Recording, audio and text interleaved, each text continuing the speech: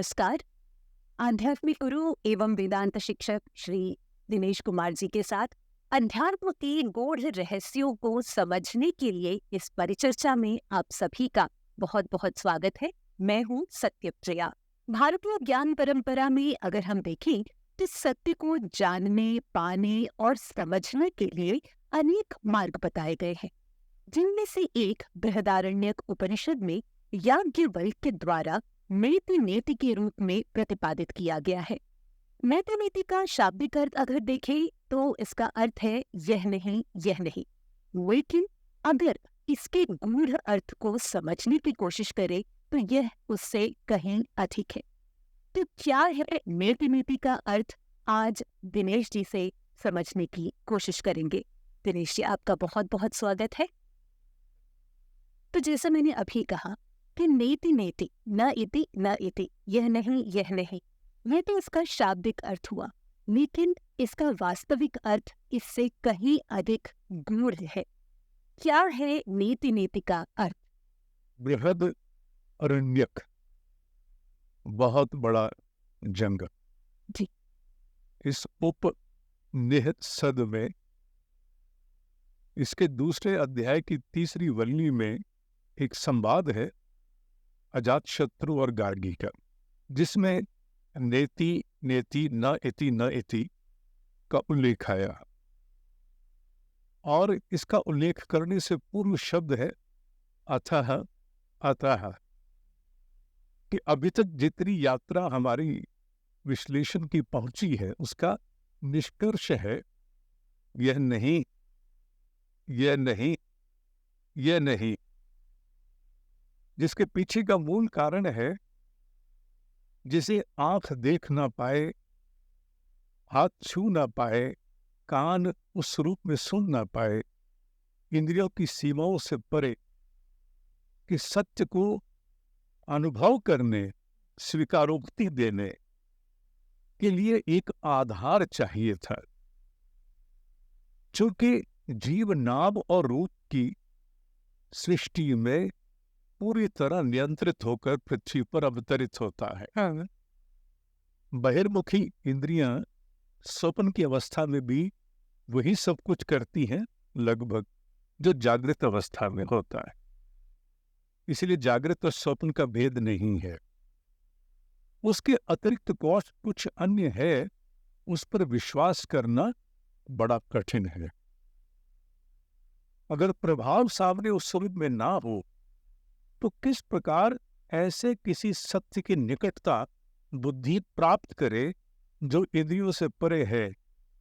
उसकी ओर यात्रा करने के लिए सूक्ष्म बुद्धि को दिया गया एक पथ है, न इति न इति।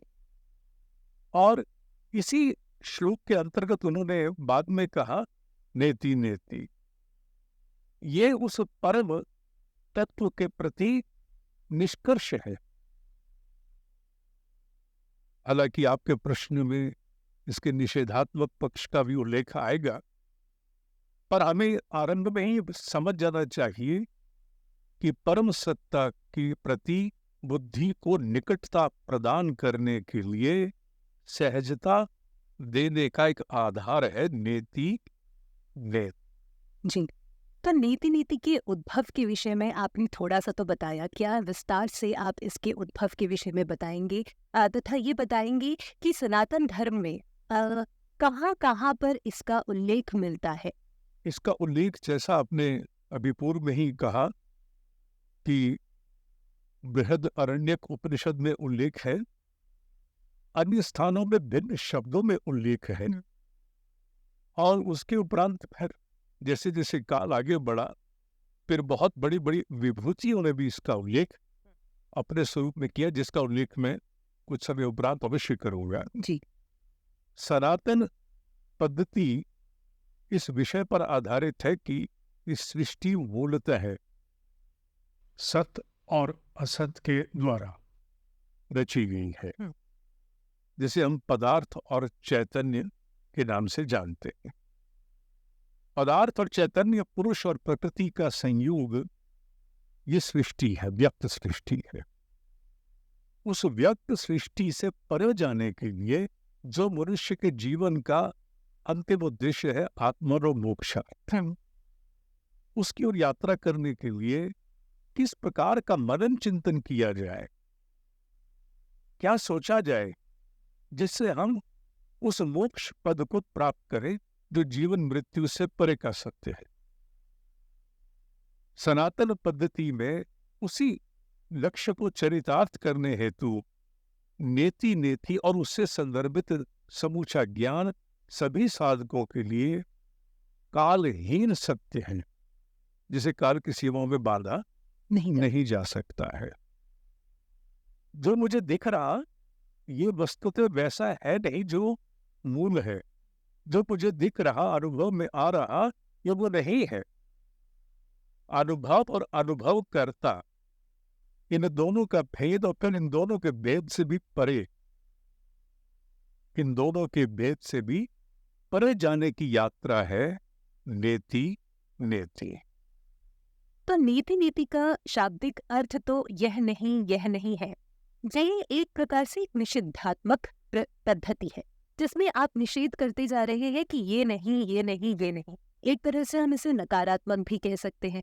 लेकिन अगर हम सनातन धर्म की बात करें तो सकारात्मकता हमारे सनातन धर्म में अंतर्निहित है।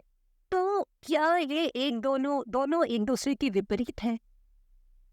नहीं, ये निषेधात्मक प्रतीत होती है, पर बहुत ही सकारात्मक उद्देश्य की पूर्ति करने हेतु ये एक उपकरण बन करके सामने आती है।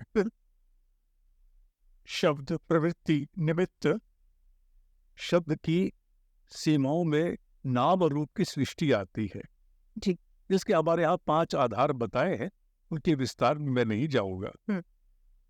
कोई ऐसा सत्य या कोई ऐसा अस्तित्व जो इन शब्द प्रवृत्ति निमित्त से भी परे का हो, उसे कैसे जाना जाए? मैं एक उदाहरण देकर इसे समझाने की चेष्टा करता हूं। जी। मैं क्या हूं? अगर इस प्रश्न को लिया जाए और इसे साधना की दृष्टि से विज्ञान में कोश की उच्चतरीय साधनाओं में हम लोग खंगालते हैं, वो माय, ये प्रश्न कहने को बड़ा सहज सा है, पर अगर मनन करने बैठे कि मैं क्या हूं, तो यात्रा निश्चित रूप से शरीर से आरंभ हो। जी। मैं क्या हूं? हम लोग इसका ध्यान कराते हैं, विज्ञान में कोश का लगभग 90 मिनट से ऊपर का ध्यान हो जाता है। हालांकि ये कल्पना जगत के द्वारा उस सत्य की अनुभूति का एक प्रथम चरण है, पर वो कल्पना चरितार्थ होती। क्या मैं पैर हूं? मैं अपने आप से पूछ रहा हूं। हम निषेधात्मक पर है, हटे नहीं है। क्या मैं पैर हूं? सोचता है व्यक्ति, पैर मेरे हैं, मैं पैर नहीं हूं। अच्छा, मैं और मेरे का प्रथम बोध हो गया, मैं नहीं हूं। क्या टांगे मेरी हैं?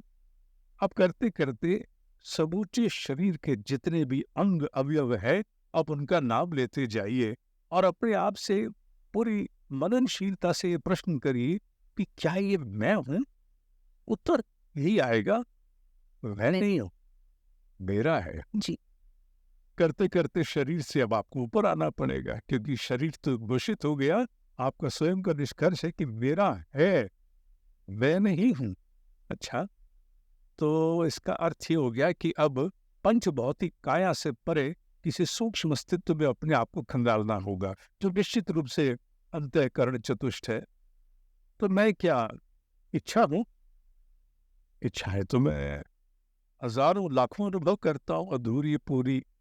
अच्छा, अनुभव करता हूं, मैं इच्छा नहीं हूं। क्या मैं तर्क वितर्क कुतर्क? नहीं, अनुभव करता हूं, मैं नहीं हूं चल रहा है।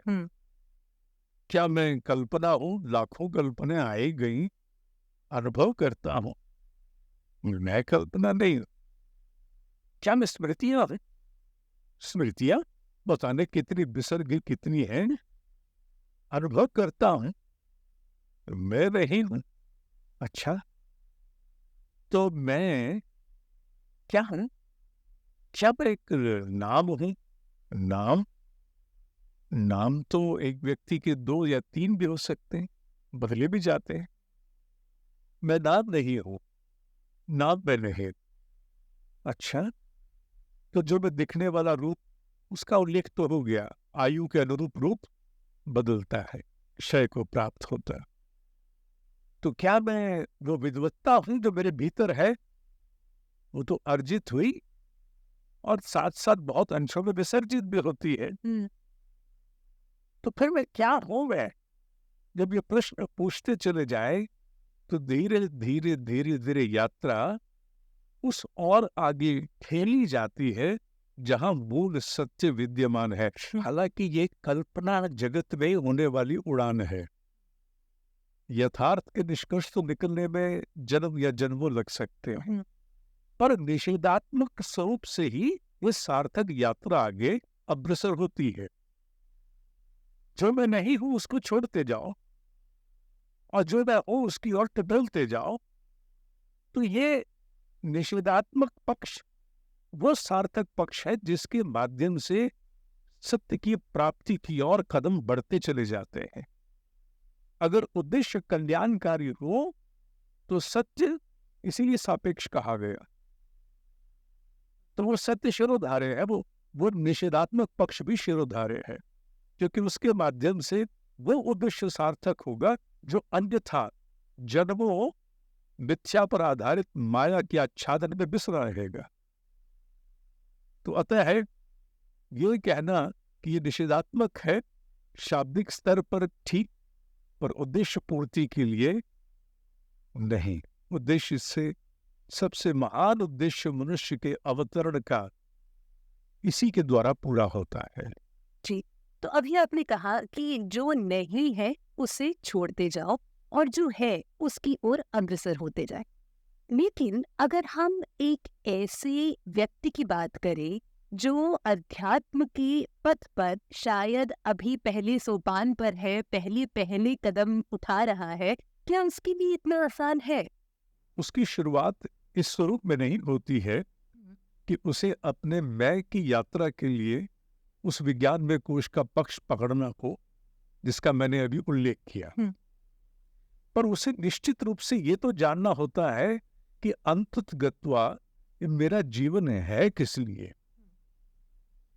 जब वो अपने आप से प्रश्न करता है या करती है कि मेरा जीवन है क्या, मुझे जीवन में पाना क्या है, अगर मैं इसे केवल बहिर्मुखी जीवन की दृष्टि से भी कहूं, केवल शुद्ध बहिर्मुखी दृष्टि से, तो फिर अपने द्वारा किए गए अपनी अस्त व्यस्त अवस्थाओं में आपाधापी को खंगालने लगता, उसका विश्लेषण करता है।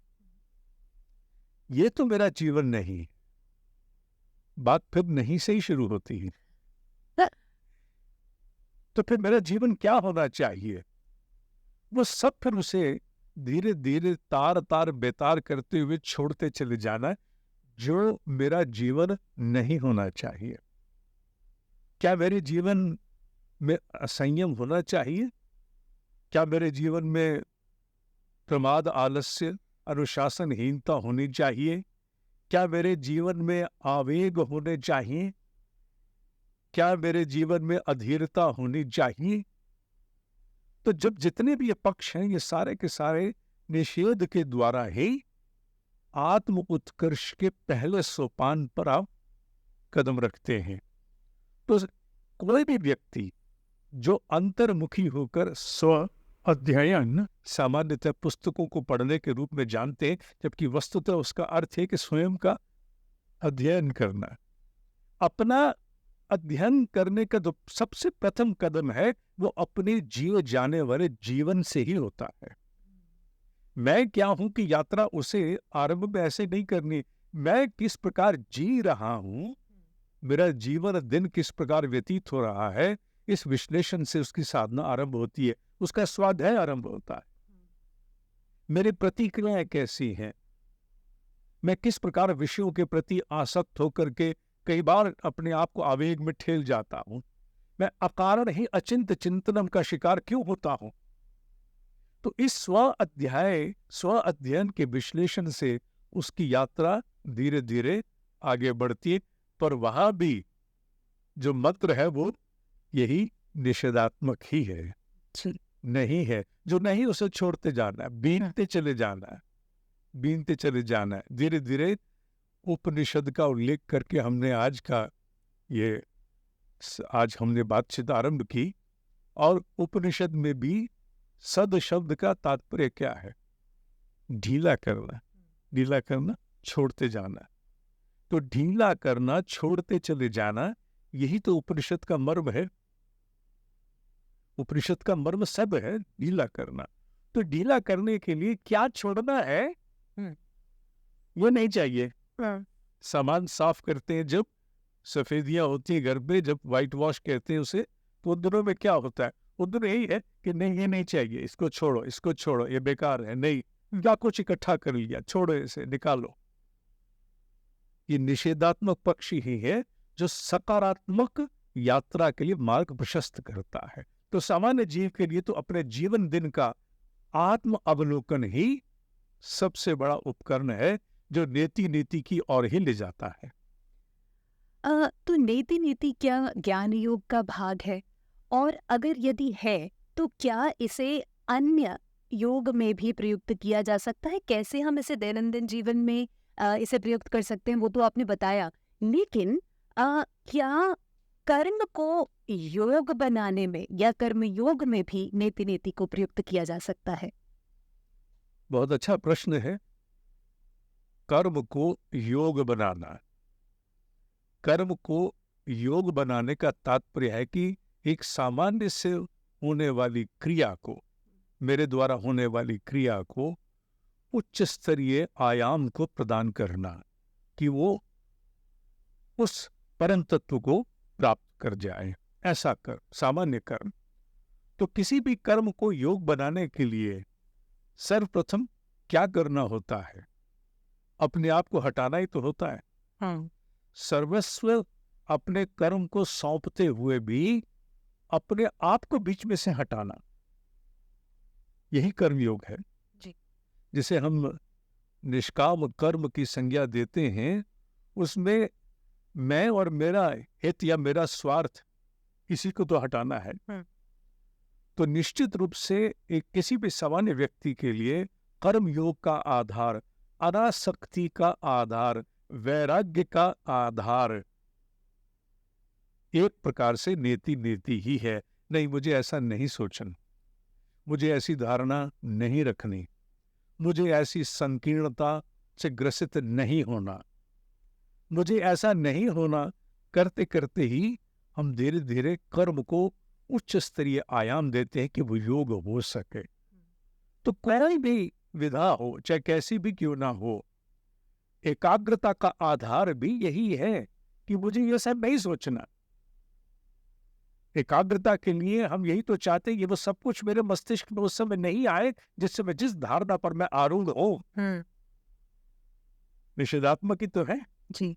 अचिंत्य चिंतन से मुक्त होने के लिए निषेधात्मक पक्ष ही तो है जी।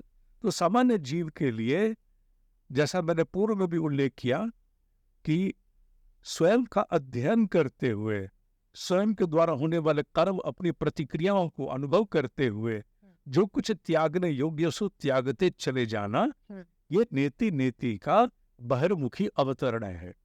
तो अगर हम ये समझना चाहें तो क्या नेति नेति अद्वैत और अव्यक्त ब्रह्म की जो भ्रांतियां थी उन्हें दूर करने का एक माध्यम भी था? अद्वैत उस परम तत्व का स्वरूप है। और मैं अद्वैत और अव्यक्त शब्द से अधिक ये कहना चाहूंगा कि जब योगी अपने योग मार्ग में आगे अग्रसर होता है और उसे विलय की अवस्था को प्राप्त होना है, तो उस क्षणों में उसके पास अपने बूते रखने योग्य कुछ शेष बचता नहीं है। जब शेष कुछ नहीं बचा, शून्य में ही प्रवेश करना है। तो नहीं है कहते कहते हो जाता है, वो हो जाता है। ऐसा मैं अभी तो अपने अनुमान से कहता हूं, क्योंकि मेरी अवस्था व्यक्तिगत स्तर पर उससे अनेकों अनेकों सहस्त्रों कोस पीछे की है। पर हाँ, मैं इतना तो एक सामान्य समझ पर आधारित होकर एक अध्यापक की भूमिका में कह सकता हूं कि मूल विलय की छलांग से पूर्व नेति नेति ही वो स्पष्टता प्रदान करती है कि नहीं हूं मैं। और जब वो जैसे ही वो सीमा लांघता है, तो फिर कहने योग्य बचता कहा। स्वामी रामकृष्ण ने कहा, नमक का पुतला सागर की गहराई नापने गया, सागर हो गया। तो हो जाता है, उसमें फिर उसके बूते का अपना कुछ बचता ही नहीं है। हाँ, वो तो शून्य में विलय हो जाता है। जहां तक संबंध भ्रांतियों का है, वाद के द्वारा, वाद विवाद के द्वारा, अनेक प्रकार के संवाद के द्वारा ज्ञानियों ने चिरकाल से, वाद विवाद तो ज्ञानियों का आपस में होता होगा, पर ज्ञानियों ने चिरकाल से इस नेति नेति के द्वारा उस परम सत्य को समझाने की चेष्टाएं की हैं, असफल चेष्टाएं की हैं। असफल चेष्टाएं इसलिए क्योंकि जो शब्दों से परे है, जो किसी भी अनुभव से भी परे हैं, जो अनुभव कर्ता से भी परे हैं, उसे शब्दों में कभी भी समझा पाना उसके साथ पूर्ण न्याय नहीं हो सकता। फिर भी उनकी चेष्टाओं से मार्ग मिलता है, जीव उत्कर्ष की यात्रा में अग्रसर अवश्य होता है। तो हाँ, नेति नेति ने, अगर हम ये कहें, अनेक प्रकार की साधक की वर्तमान भ्रांतियों को दूर करने में बहुत बड़ी सहायता प्रदान की है। या शब्द मैंने साधक कहा है, समाज नहीं। हाँ जी। तो वो कौन से प्रमुख आध्यात्मिक व्यक्तित्व चिंतक रहे हैं जिन्होंने नेति नेति के गहराई में प्रवेश तो किया ही है, अध्ययन भी किया, लेकिन उसे प्रतिपादित भी किया है? इसके विषय में कुछ प्रकाश डालिए ऋषिवर। मेरे संज्ञान में, मैं अपनी व्यक्तिगत ज्ञान की सीमाओं की परिधि में ही रह के बोल रहा हूँ। बहुत कुछ और भी हो सकता है जो मेरे ज्ञान से परे हो। भगवान दत्तात्रेय जी द्वारा रचित ग्रंथ अवधूत गीता, जिसके काल को लेकर बहुत से मत अलग अलग हैं जी। उसमें उल्लेख आता है नेति नेति। पर सबसे बड़ा स्पष्ट उल्लेख अगर दिया है तो आदिगुरु शंकराचार्य जी ने दिया है। उन्होंने नेति नेति शब्द का प्रयोग किए बिना इसकी आत्मा को सजीव कर दिया, और उसके लिए उन्होंने रचा निर्वाण षटकम। निर्वाण षटकम वस्तुतः उन अवस्थाओं में ही कोई कह पाएगा जिन अवस्थाओं में वो या तो विलय होने को है, विलय होने के उपरांत तो कह पाना कठिन है, या विलय की अवस्था उसे पूर्णतः स्पष्ट दिख रही है कि ऐसा हो जाने वाला है। उसमें निर्वाण षटकम में उन्होंने 6, मैं उसे चरण कहूंगा, उनके माध्यम से सभी कुछ नकारा है। जो कुछ हमारी बुद्धि की सीमाओं में आ सकता है, जैसे मैंने विज्ञान में कोश का उदाहरण दिया कि हमने शरीर से यात्रा आरंभ करके अंतःकरण चतुष्ट तक गए और फिर खंगालते रहे, मैं कौन हूं मैं। यात्रा वहां आके अटक जाती है, वो दीवार आ जाती है। वो अहम के आकार की दीवार को लांघने में बहुत लंबा समय लगता है, जन्मों लग सकते हैं। उन्होंने उसी दीवार के परे जाकर के उसका उल्लेख किया, जिसमें उन्होंने बाहर के भी सारे दृश्य जिनके द्वारा मनुष्य किसी प्रकार से अपने आप को जोड़ता है, क्या वो आकाश की भांति है, क्या वो सागर की भांति है, वायु की भांति है, अग्नि की भांति है, धातु की भांति है, मन है, बुद्धि है, चित्त है, अहंकार है, वो नाम लेते चले गए।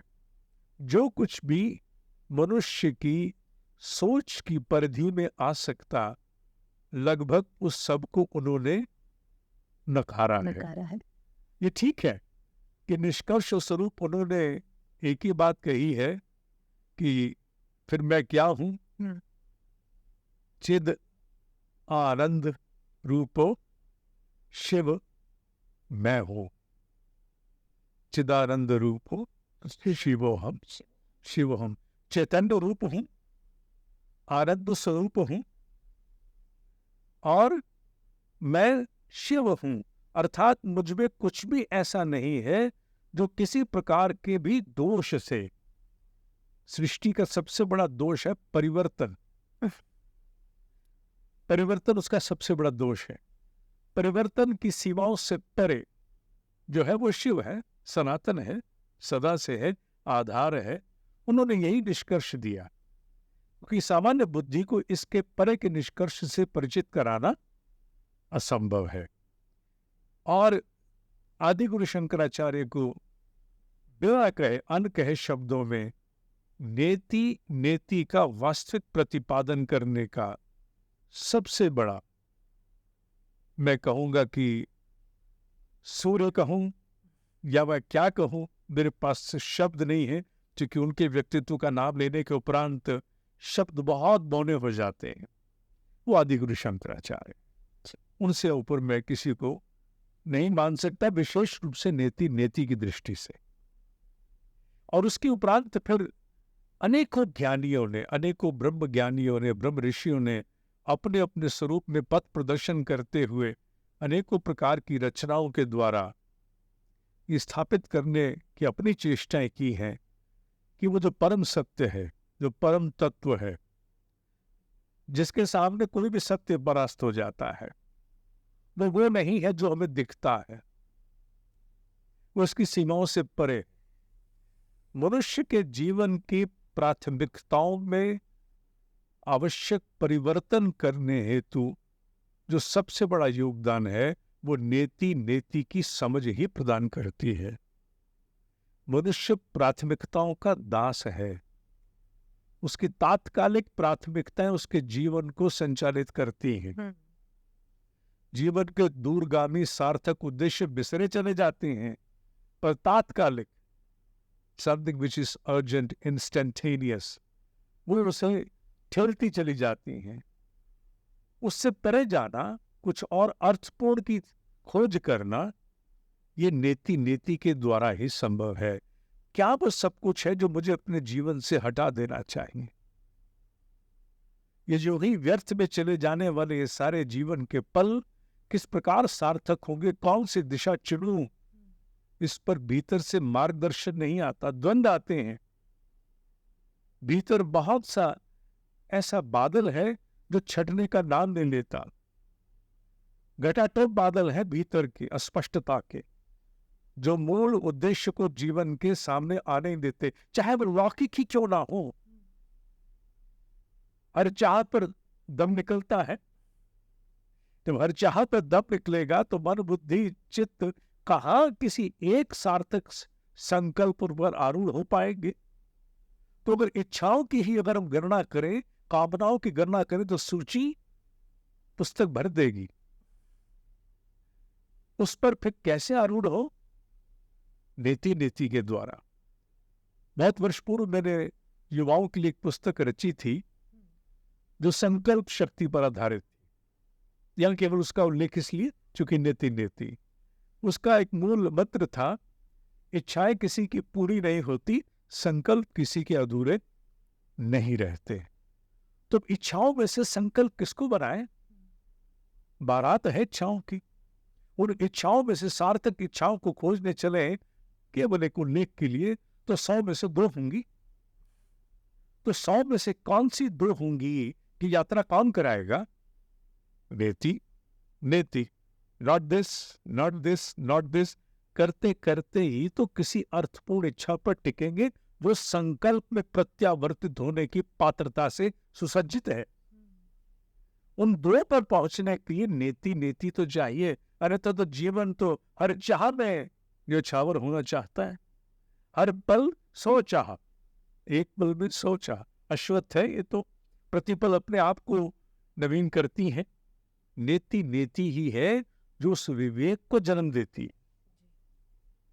नेति नेति ही है जिसके द्वारा जीव अपनी क्षमताओं को नियोजित करके किसी सार्थक दिशा में अग्रसर हो सकता है।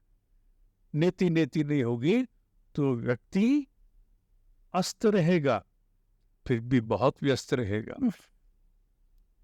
तो अस्त व्यस्त से व्यस्त मस्त की यात्रा ये नेति नेति से ही संभव है, अन्यथा संभव नहीं है।